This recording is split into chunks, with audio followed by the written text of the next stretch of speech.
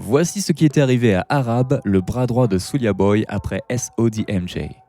Lorsque Soulja Boy nous a frappé avec Crank That en 2007, il a fait le tour de la plateforme YouTube avec la danse populaire qui l'accompagnait avant de quitter le net et de se lancer dans l'industrie musicale. Peu de temps après, il a sorti son premier album SouljaBoyTellThem.com. Inutile de dire que Soulja Boy, avec ses lunettes, est devenu une figure incontournable de la fin des années 2000 avec des tubes comme Donk, Babes et Pass It to Arab. Son bras droit et meilleur ami Arab était à un moment donné partout où Soulja Boy allait, mais au fur et à mesure que la carrière de Soulja progressait, leur amitié semblait avoir décliné et avant que nous le sachions, Arab est devenu porté disparu et on n'a plus jamais entendu parler de lui. Jusqu'à maintenant, bien sûr. Alors, qu'est-il arrivé à l'ancienne meilleure moitié de Soulja ?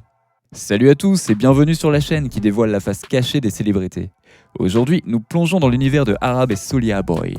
Alors, si t'es nouveau sur la chaîne, n'oublie pas de t'abonner et d'activer la cloche de notification pour ne manquer aucune de nos prochaines vidéos. Je suis sur le point de vous ramener des années en arrière.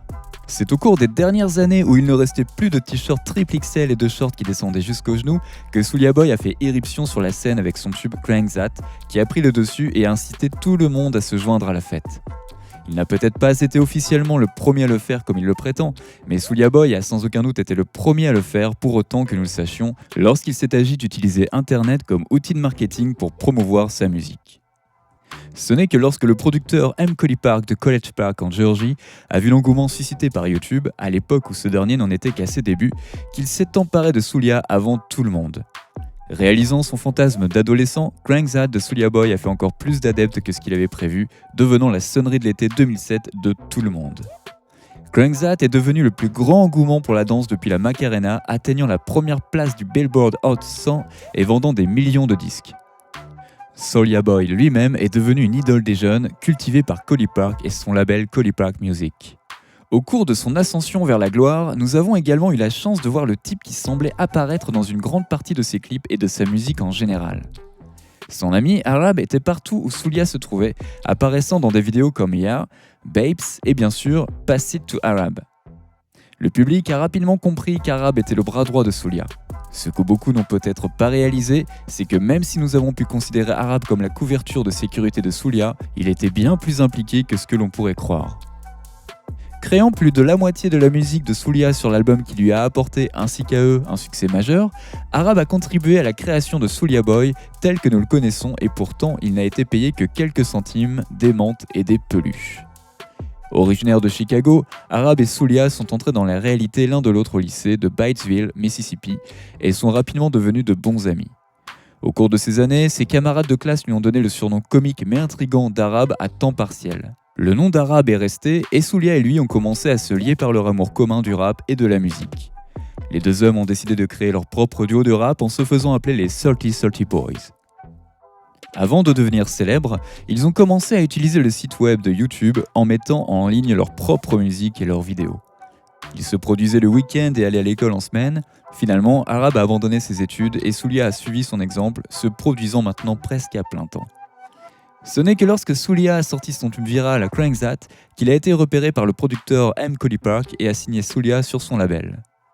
Pendant le règne de Soulja Boy, en tant qu'invité favori, le 106 & Park sur BET, il recevait toutes les louanges avec Arab à ses côtés. Partout où Soulja allait, on lui demandait « Où est Arab ?» Et de même, partout où Arab allait, il était bombardé de questions sur Soulja. Il ne s'est pas contenté de rapper quelques couplets sur certains des plus grands succès de Soulja. Il a participé au processus de production, a trouvé des accroches, des rythmes et la progression générale des morceaux. Dans leur chanson Babes, par exemple, le refrain répétitif se décompose. Bien qu'il soit rappé par Soulja, Arab l'a cultivé. Au moment de la sortie de SouljaBoyTellThem, le deuxième album de Soulja Boy, il était clair que l'implication d'Arab dans le projet et son apparence générale avaient diminué. Bien que nous ne voyions pas beaucoup Arab se faire tirer l'oreille comme l'animal de compagnie de Soulja, pas d'inquiétude, car en coulisses, Soulja et lui sont toujours aussi proches. Désormais signé sur le propre label de Soulja, SODMJ ou Stacks on the Deck Money Gang, fondé en 2004, Arab est occupé à préparer sa propre mixtape dans l'espoir de sortir enfin de l'emprise de Soulja Boy et de se faire un nom, mais cela ne s'est jamais produit. Il a continué à travailler pour le label en étant payé pour sa loyauté envers Soulja et en étant un ami fidèle. Ce n'est que vers 2010 que leur amitié a commencé à s'effriter. Après avoir participé avec Soulia à la tournée Most Wanted de Lil Wayne, un incident s'est produit qui a semi-détruit leur relation et leur amitié n'a plus vraiment été la même. Pendant que tout le monde se préparait, Arab était à l'hôtel jouant à G.I. Joe avec des faux pistolets. Laissez-moi vous expliquer. Une série de pistolets à billes appartenait aux artistes de Wayne et de SOD.MJ. Arab a pris par erreur l'une des armes à feu et a accidentellement tiré une balle qui a ricoché sur un mur et a touché une bombe aérosol parmi tous les objets de la chambre. Comme on pouvait s'y attendre, la bombe a illuminé la pièce et a peint involontairement toute la chambre d'hôtel. Quand le camp de Wayne l'a appris, il n'était pas content, inutile de le dire, et quand Soulia a découvert le désordre, une chose en entraînant une autre, les choses sont devenues plus incontrôlables qu'elles n'auraient dû l'être.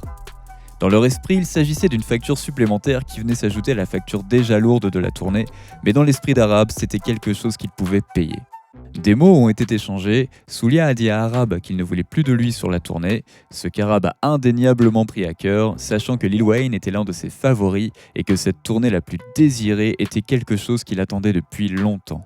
C'est à ce moment-là qu'il a su que son temps avec le Stacks on Deck Money Gang touchait à sa fin et qu'il a pris la décision de ne plus jamais laisser quelqu'un d'autre obtenir autant de pouvoir sur lui. En créant son propre label Boss Money, Arab a tenté de sortir de l'ombre de son meilleur ami de toujours et de faire de la musique tout seul. La décision ne s'est pas prise du jour au lendemain, il a traversé des moments difficiles avec Soulja Boy alors qu'il était sur son label, mais il savait que c'était quelque chose qu'il voulait faire. L'incident de l'hôtel a été le dernier clou du cercueil, mais avant cela, Arab a longuement réfléchi à ses décisions en invoquant des problèmes commerciaux comme le fait de n'avoir jamais été rémunéré pour le premier album de Soulja Boy. Lui et le label se sont séparés, mais cela ne signifie pas que son amitié avec Soulia a cessé d'exister. Bien qu'il admette qu'il n'a pas parlé à Soulia depuis des années, leur faible départ s'apparente plus à une situation de croissance et d'abandon qu'à une véritable phase de brouille. Arab a lâché le nom de sa mixtape BMF One et a fait allusion à un tas d'autres projets en cours, mais pour l'instant rien n'est sorti et vous ne pouvez honnêtement trouver aucun de ses sites sociaux en ligne. Il était autrefois le bras droit de Soulja Boy, mais comme beaucoup d'amis qui commencent au bas de l'échelle avec leur ami le plus célèbre et le plus apprécié, il a fini par être abandonné et on ne l'a plus jamais revu. Ce que les East Side Boys étaient pour Lil Jon, ou pour une référence plus grand public, ce que Ryan Butler était pour Justin Bieber, Arab l'était pour Soulia. Et cette invasion de domicile de Soulja Boy qui a inspiré le Soulja Boy Challenge. D'après Arab lui-même, et contrairement à ce que tout le monde pense, tout cela s'est réellement passé et ce n'est pas un conte de fées que Soulja Boy a inventé sur place lors de la tristement célèbre interview sur Vlad TV. Arab insiste sur le fait qu'il n'y a pas d'animosité entre les deux, mais d'autres semblent ne pas être aussi convaincus. Tout ce que nous pouvons faire, c'est de le croire sur parole. Bien qu'il soit plus privé que la zone 51, il travaille toujours sur sa musique et reste toujours aussi loyal. Alors, seriez-vous prêts pour une réunion entre Arab et Soulia ? N'oubliez pas de laisser des commentaires pour partager avec nous votre avis et opinion sur toute cette histoire et peut-être nous apporter des idées neuves sur tout ça. N'oubliez pas de cliquer sur le bouton d'abonnement pour rester à jour sur toutes nos vidéos. À bientôt!